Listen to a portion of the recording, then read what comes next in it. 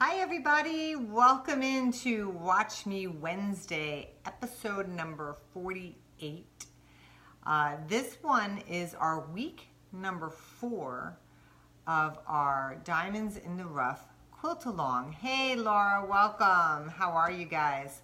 Hi Robin, how are you? So today we have, hi Allison, we have our last episode of this quilt along because we're going to be finishing up this quilt, and I must say that I'm super duper impressed. I love that, super duper impressed with everybody's versions that they're posting on the Facebook group. They are phenomenal.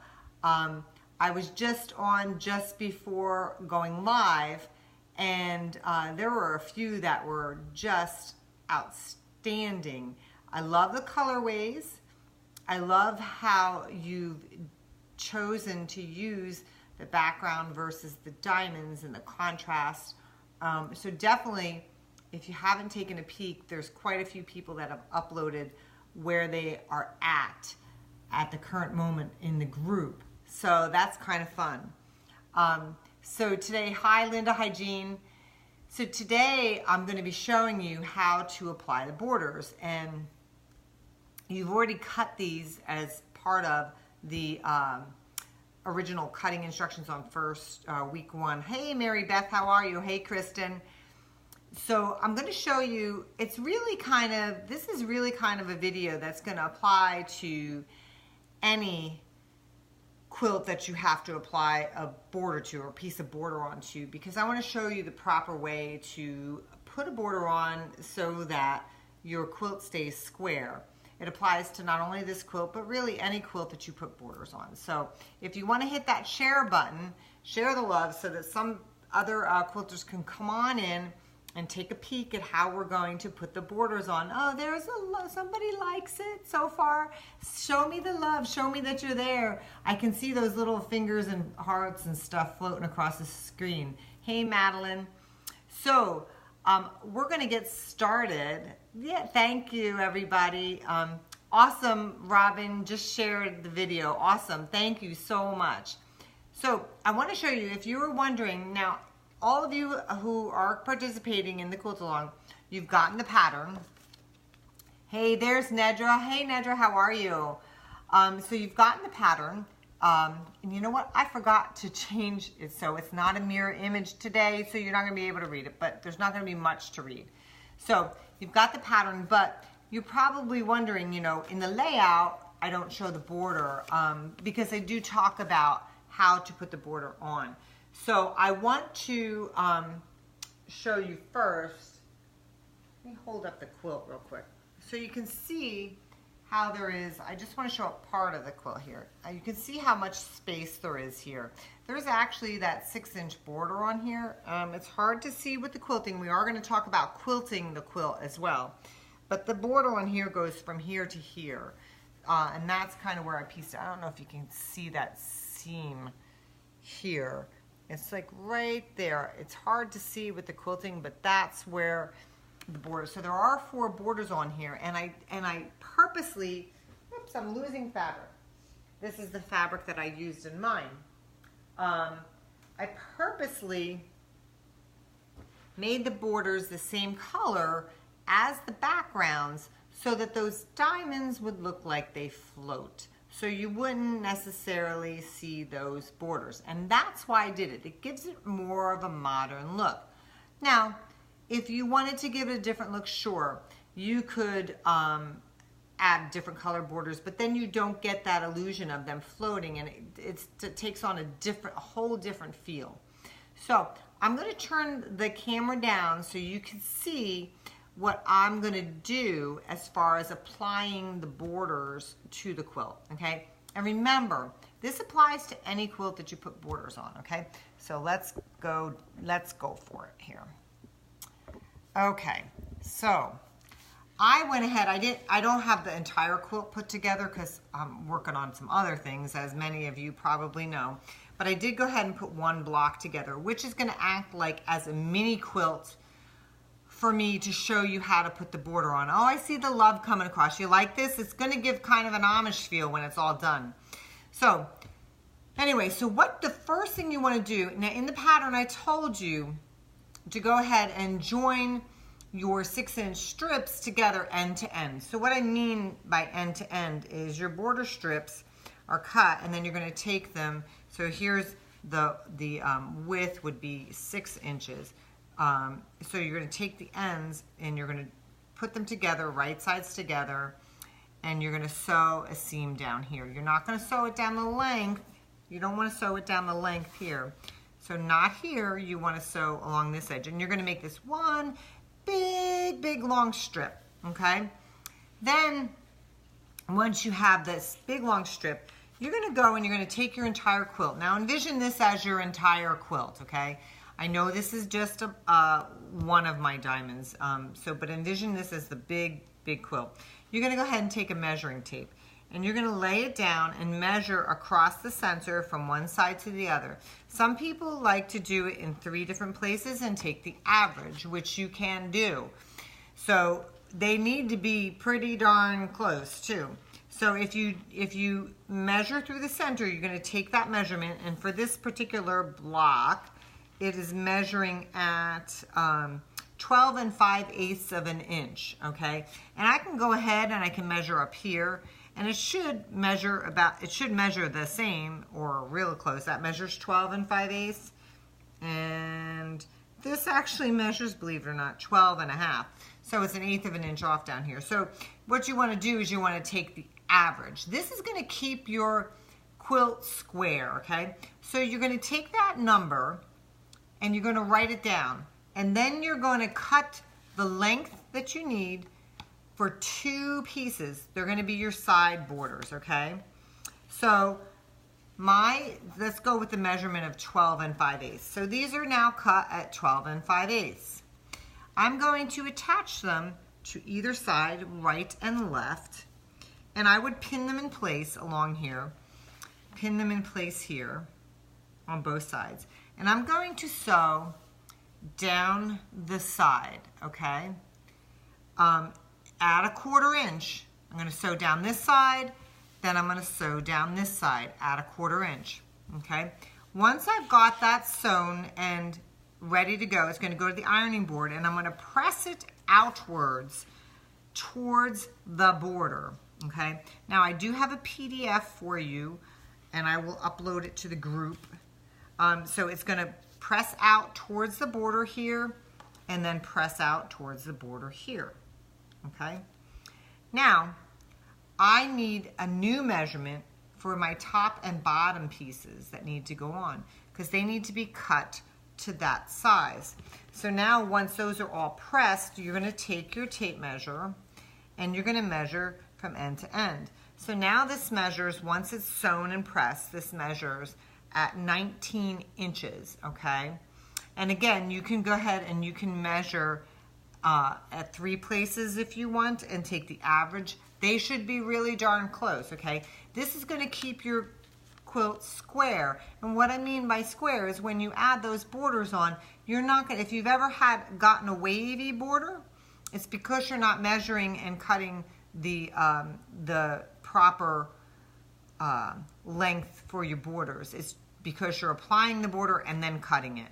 You need to keep it square and avoid those wavy borders. You need to get that measurement. So you're going to measure through the middle, top, bottom, take the average, write that number down, and then from the strips that you've pieced, then you're going to do the same thing. And I didn't cut this one down because this is going on the actual quilt. So you're going to go right sides together. It's pinned. You'll see pins in there. You're going to go right sides together because now this measures what I need. And then you're going to do right sides together here. And you're going to sew along the length here and here. Then you're going to go ahead, press it out towards the border because there's no seams there. You'll press it out there, and then you'll press it out here. Okay? And then you will end up with a beautifully square quilt, okay? Now I know this isn't sewn together, but you'll end up with a square quilt if you take the time to do those measurements. And that will keep it nice and square. You won't have wavy borders. That's how you're going to apply the borders for this. So I'm gonna go ahead and move the camera back up because I had a couple of requests too. Hi Denise, how are you?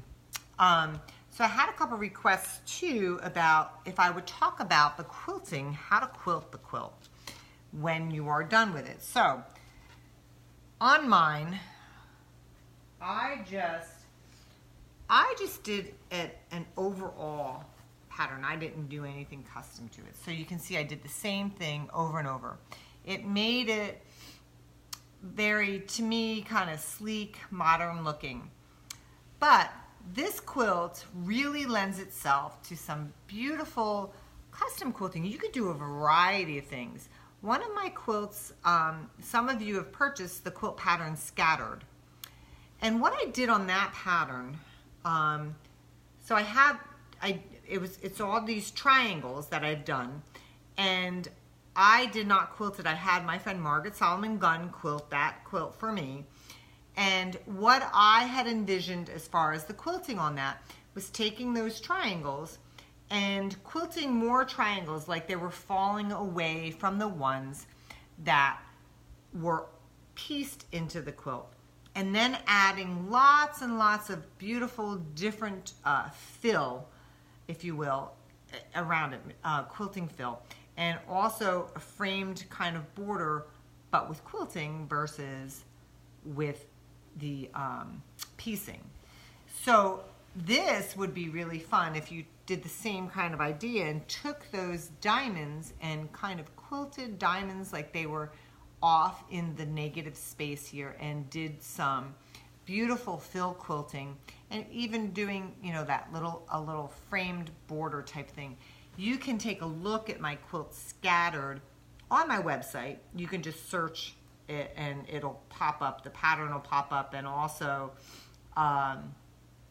it's also on my, it's in the pattern page. It's also a couple other places there, and I think I actually blogged about it too. I will put a link to the blog post. I believe it's there, so I'll put a link when I'm done. But that's a really cool idea to do for this particular quilt because it lends itself to that. It has so much negative space. But and that's just one idea. Obviously, this is another, and it's an overall design. It's very modern, very sleek, very linear. You certainly can do things that are more curvaceous. You can do whatever really suits your fancy, and it depends on what you're using the quilt for. Are you giving it away? Are you going to hang it? Are you going to use it? So take those things into consideration. You can use contrasting thread. This I chose to use a thread that just blended. And when you use thread that blends, you can see the design, but you don't have the color there. So that's what I chose for this. So you have a lot of options. It's really, you have to question whether what you're going to use that quilt for. I think it would be kind of cool to see what some of you do if you do a custom way where you do something like that where the diamonds are kind of falling off the quilt. That would be really neat to see. And if anybody has other ideas on quilting, please post it in the comments here or in the group. That would be cool to see what some of you have pictured your quilt looking like. Okay. I also want to do one more thing, talk about the binding. Okay.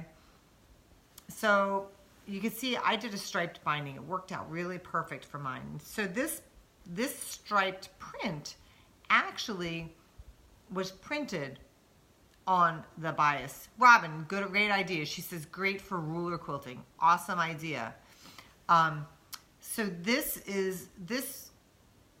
fabric was printed on the bias. So I didn't have to cut it on the bias. I still cut it on the straight of grain. So it was really nice, but it had every single color that I had in my diamonds, and it really, to me, framed up the quilt. That's why I used the stripe binding. I just really liked it. Depending on what you're using for your backgrounds, you may want to consider using the same color as your background. If you don't want your eye to kind of be drawn away from it, you can totally do that. I love stripes. Whenever I can, I like to use a stripe in a binding, only because I just love them. Stripes are great for sashing and borders too. And whenever I see a stripe that's printed on the bias, I usually buy at least a yard of it, because that means I don't have to cut it on the bias unless I am doing curved binding. You always have to cut it on the bias if you're using curved binding. So those are a couple thoughts for the binding and the quilting. So that's how you're going to finish up the quilt. You've got to apply your borders. I will put a PDF in the group so that you can download that tells you exactly what I showed you here today. And it's the best way to do a quilt. Oh, Buffy, no worries. Better late than never. Absolutely. I'm glad you're here. So doing the borders, as I showed you, really is the best way to make sure your quilt stays square and you don't have those wavy borders. So I will post that in the group so that you all have that. And since this is I should say a couple things too. Don't forget, if you haven't visited my blog this week, I have another giveaway going on, because I'm in the Creative Spaces blog hop, and I'll post the link again for it. I'm giving away an Aurifil thread swag bag. Really cool. I think I showed it last week. And if you haven't entered, definitely hop on over to my blog to enter. I will be putting another blog post up tomorrow, and I think I might just have another giveaway. The blog post tomorrow is all about fabric and like how I store it, how I organize it. So that should be interesting. So you have to hop on over there tomorrow. But the Aurifil swag bag giveaway ends in less than 24 hours. So if you haven't done it, get on over there. So we are probably going to do another quilt along, but it's going to be at the end, probably at the end of the year, because that's when I start freeing up a little bit. My time teaching and everything starts to pick up in about a week and a half, and my Watch Me Wednesdays are going to be a little sparse. I'm still here next week. The week after, I'm not sure that I would be doing one. I'm going to be in Florida for a week long doing a retreat at Lollipop's Quilt Shop. So I may do an impromptu Facebook Live so you can see me there and you can see what the ladies are working on. So that'll be fun. So I will be putting up a poll though at some point so you guys can vote on the next quilt along. However, we may just do Island Breeze, because remember, I don't know if you all remember, but Diamonds in the Rough and Island Breeze were tied for this quilt along. So that's a real strong possibility that maybe we'll just go that route. Laura, I am doing one. You want me to do one I am teaching in Florida. You want me to do a Facebook Live in Florida. Awesome. Maybe I will, Laura. And thank you, Robin. I appreciate that. So stay tuned for those things. Stay tuned to see when our next quilt along will be. Stay tuned for the blog tomorrow, but if you haven't, go over there now and check it out and enter. Otherwise, keep posting your quilts as you finish them. I would love to see them. If you haven't finished the Mountain and Plains quilt, don't worry. Post it. We want to see them. If you're still working on them, we want to see those too, because that was the last quilt along. Anytime we get inspiration is a good time.